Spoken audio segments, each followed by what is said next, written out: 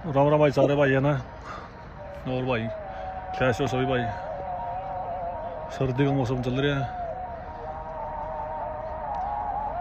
बहुत ज़्यादा सर्दी हो रही है। बच कर रहे करो भाई, कपड़े कपड़े पहन कर रहे करो। आज आए भाई तुमने एक चीज़ दिखाओगे, बोड़ा की मूर्ति दिखाओगे शिव शंकर भगवान की। बहुत ही बढ़िया व्यू है, देखना बहुत शानदार व्यू आएगा। देखो भाई, दिखाते हैं आपको बोड़ा की मूर्ति।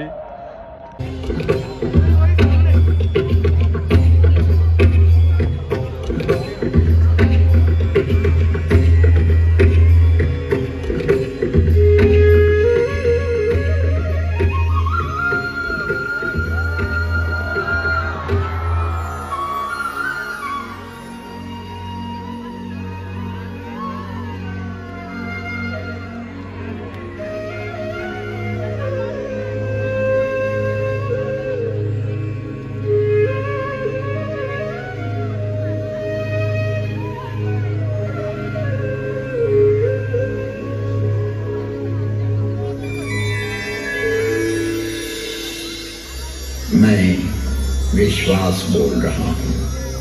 मैं सर्वव्यापी हूँ। मेरा संपूर्ण विश्व में वास है, क्योंकि मैं विश्वास हूँ।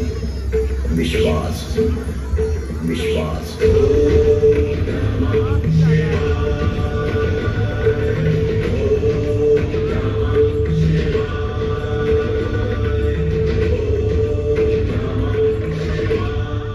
अंतहीन ब्रह्मांड में प्रचंड प्रलय करता एवं प्रलय नियंत्रक मैं ही हूँ।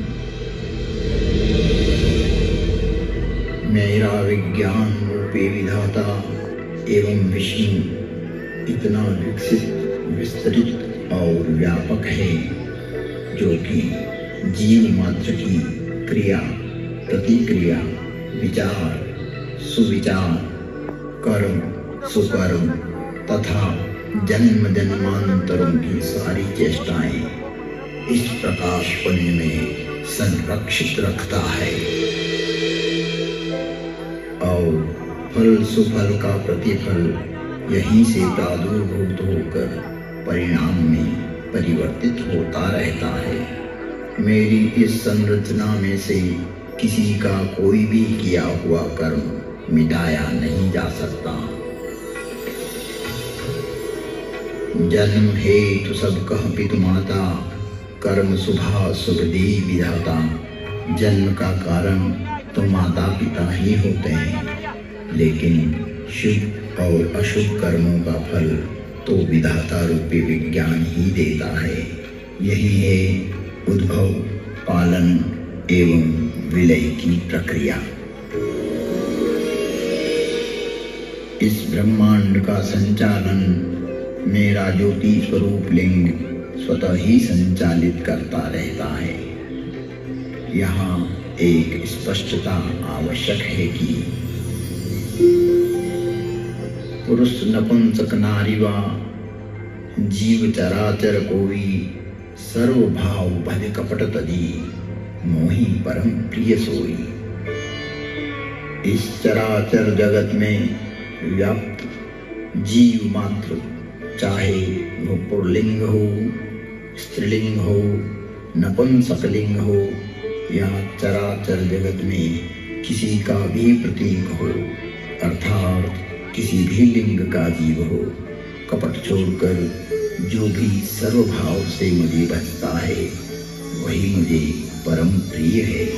यहाँ लिंग का अभिप्राय श्रेणी, वर्ग, वर्ण, विभाग से है, किसी के प्रतीक से है, न कि कोई अंग विशेष। जग जोनि पुनि धरहि शरीरा, तिर्यक योनिया, जलचर, थलचर, नभचर जैसे पशु, पक्षी, कीट, ब्रह्म, मीन आदि आदि योनियों में प्राणी देह धारण करता है। जैसा कि हमारे यहाँ 84 लाख योनियों का वर्णन मिलता है। स्पष्ट है कि योनि अर्थात जीव का एक प्रकार जगत में शिवलिंग एवं योनि को अंग विशेष के रूप में प्रचारित करना सनातन धर्म को प्रदूषित करने की कुचेष्टा है। शिवलिंग एक ज्योति का स्वरूप है। आज भी शिव के 12 स्थान ऐसे हैं जिन्हें ज्योतिर्लिंग ही कहा जाता है। जो प्रतीक यहाँ प्रदर्शित किया जा रहा है यह है शिवलिंग। और अंतरिक्ष में चारों तरफ घूमती हुई वो सारी योनियां हैं। यह है मूल स्वरूप जो यहाँ उद्घाटित किया गया ताकि जगत में व्याप्त भ्रांतियां दूर हों। शिव में विश्वास, उनकी व्यापकता एवं विराटता ही शिव के प्रकाश पुंज की संज्ञा है। अर्थात शिवलिंग शिव की पहचान का द्योतक है, एक चिन्ह है, एक प्रतीक है। ये शिव द्वार में प्रवेश करने का प्रथम अक्षर। शिव है द्वार एक भीतरी प्रवेश के लिए, यह है प्रतीक। इस स्पष्टता के उपरांत भी भ्रामक अर्थ प्रचारित करना उचित नहीं है।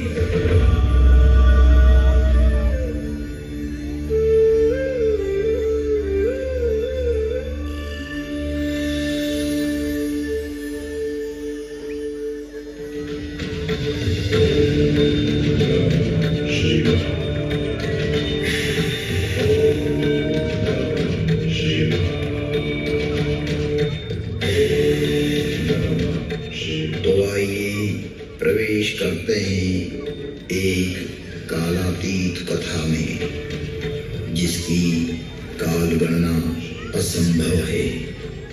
घटना युगों पहले की है कि जब अनेक अंतरिक्षों में अनेक ग्रहों पर उद्भव, पालन और संहार हो रहा था।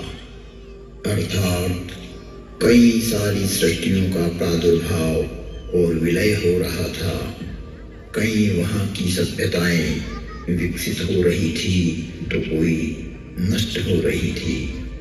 और वर्तमान में भी यही क्रम अनंत कालों से चल रहा है और अनंत कल्प कल्पांतरों तक चलता ही रहेगा। यह अंतहीन क्रम है, परंतु यह घटना इस पृथ्वी नामक ग्रह की है कि जब यहाँ सब कुछ निशब्द था, समस्त पृथ्वी जल आप्लावित थी, तभी भगवान विष्णु ने वराह रूप धारण कर पृथ्वी के कुछ भाग को जल से बाहर निकाला, जिससे कालांतर में इस पृथ्वी पर जीव पनपने लगा। और एक बड़ी काल गणना के बाद यहाँ मानव पैदा हुआ, किंतु उसे किसी प्रकार का बोध नहीं था, किसी भी प्रकार की अभिव्यक्ति की समझ नहीं थी। ना तो उस समय शब्द था, ना कोई वर्णाक्षर। चराचर जीव जगत अपने अपने समूह में एक मूक दृष्टि से एक दूसरे को निहारते थे, लेकिन कुछ भी अभिव्यक्ति नहीं कर सकते थे। चारों तरफ इस पृथ्वी पर सन्नाटा ही सन्नाटा था। प्राकृतिक स्वरों, ध्वनियों के अतिरिक्त यह पृथ्वी निशब्द थी। ऐसे कई युग बीत गए कि अचानक ब्रह्मा को विचार आया कि पृथ्वी का निर्माण हो चुका है। विष्णु ने अपनी व्यवस्था भी व्यापित कर दी है, लेकिन शब्द की उत्पत्ति कौन करेगा? बिना वाणी अभिव्यक्ति कैसे हो पाएगी? जब ब्रह्मा और विष्णु को प्रेरणा हुई कि देवों के देव महादेव ही इस सृष्टि में शब्द की स्थापना कर सकते हैं। शब्द ब्रह्म का दान दे सकते हैं।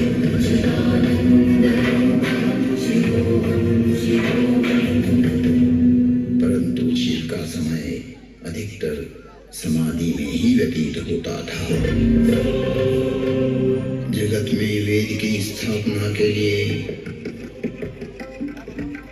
मनुष्यों में, प्राणियों में सत्य, प्रेम और करुणा की भावना प्रकट करने के लिए, शब्द को देह देने के लिए महादेव को समाधि से जगाना अति आवश्यक है। जब ब्रह्मा, विष्णु और सारे देवताओं ने महर्षि पाणिनि को प्रेरणा की कि वो महादेव को प्रसन्न कर जगत में शब्द प्रकट करने की प्रार्थना करें,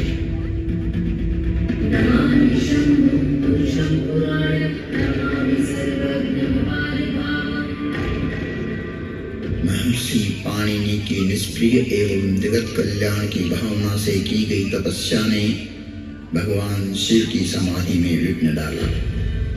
महादेव की समाधि असमय भंग हो गई। महादेव की जागते ही उनका रौद्र रूप प्रकट हुआ और उन्होंने अपना नाद शस्त्र डमरू उठाया और भयंकर तांडव करने लगे।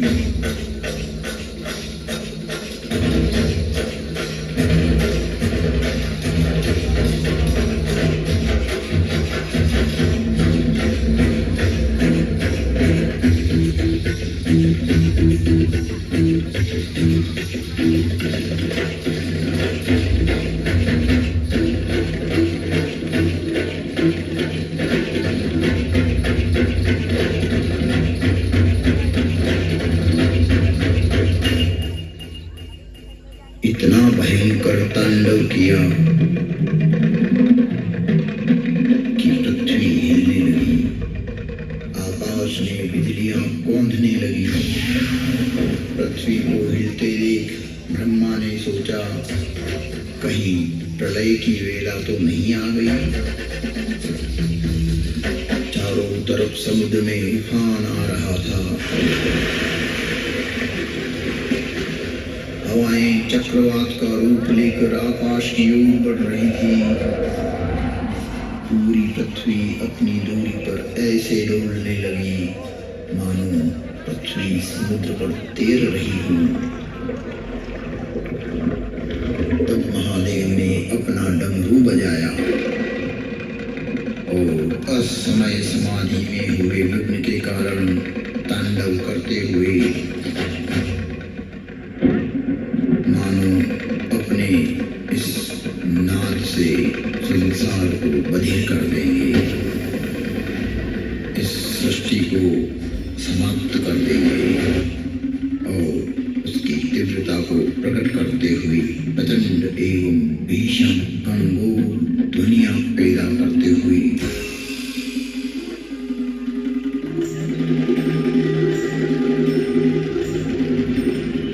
उग्र एवं महिमामय भयंकर डमरू नाद किया, जिससे प्राणी मात्र की श्रवण इंद्रियां लुप्त हो गई। नाद इतना भयावह था कि प्राणी मात्र के कर्ण भेद हो गए। कुछ काल के लिए यह स्थिति बन गई। महादेव तांडव करते हुए अपनी उग्र नाद वाद्य से कुछ ऐसी शाब्दिक रचना की जो आज इस भूमंडल पर शब्द और श्रवण का कारण है, जिसे महर्षि पाणिनि ने अवरुद्ध हुई अपनी श्रवण इंद्रियां पुनः जागृत होने पर शब्दों में पिरोया। जगत कल्याण के लिए महादेव की प्रेरणा से नाद वाद्य से निकली हुई ध्वनियां जो आज इस संसार में व्याप्त है। इस भूमंडल पर कोई भी व्यक्ति किसी भी भाषा में अपनी अभिव्यक्ति करता हो, उसका उद्गम स्रोत महादेव का डमरू ही है। और वो डमरू इस प्रकार बोला, ऐं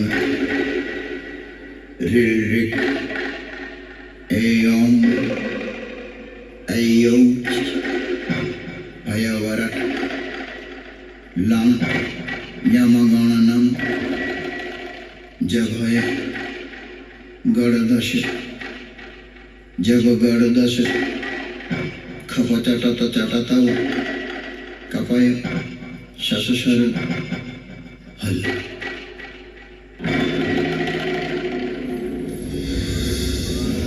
ऐयं ऋऋक ऐयं ऐयौ ठय वरटलन यम गण नम जवय गणदश जब गणदश खप चटत चटतव कपय शशशर हल।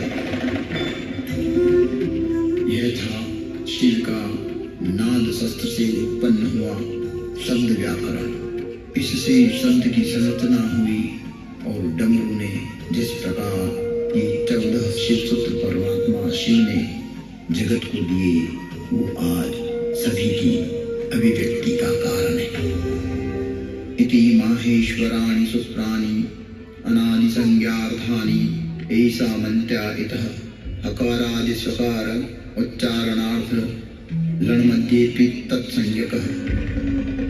शिव के नाद तांडव के बाद संज्ञा संधि औष्ठ जिह्वा कंठ नासिका पुल्लिंग स्त्रीलिंग नपुंसकलिंग आदि आदि वर्णों की उत्पत्ति के स्थान तय हुए। वाणी में व्यापकता आई, वाणी की श्रेणियां निर्धारित हुई, वर्ण का लिंग तय हुआ। मुख और नासिका से एक साथ उच्चारित होने वाले वर्णों की उत्पत्ति हुई जो लघु सिद्धांत कौमुदी में संक्षिप्त रूप से वर्णित है, जिसका विस्तार सिद्धांत कौमुदी में प्रतिपादित हुआ है। इसे हम अल्प समय में अभिव्यक्त नहीं कर सकते।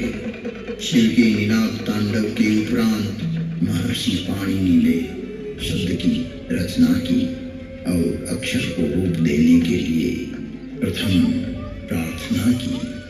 न त्वां सरस्वतीं देवीं शुद्धां गुण्यां करोम्यहं पाणिनीय प्रवेशाय लघु सिद्धांत कौमुदी।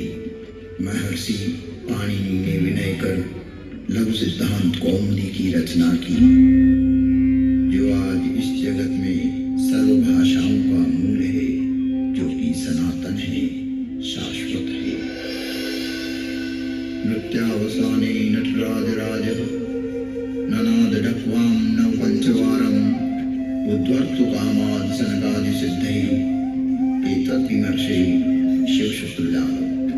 तुम त्रिभुवन गुरुवे बखाना आन जीव पावर का जाना विश्वनाथ ममनाथ पुरारी त्रिभुवन महिमा विदित तुम्हारी।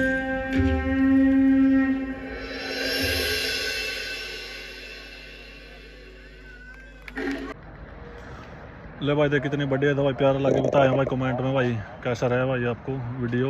बोला की मूर्ति कितनी शानदार बनी हुई थी। अब देखो भाई ठीक है, चलो भाई आज के ब्लॉग में इतना ही। राम राम भाई सारे भाई है ना भाई। जय हिंद भाई, जय भारत।